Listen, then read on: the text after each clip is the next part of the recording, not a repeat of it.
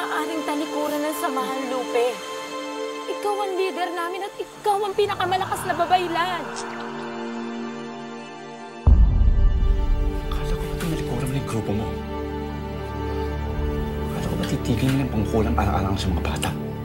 Umayos ka.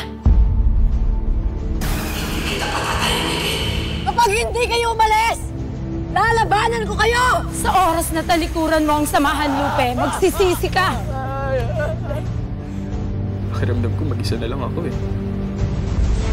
Pagsisisihan mo ang pagtalikod mo sa amin! Isinusumpa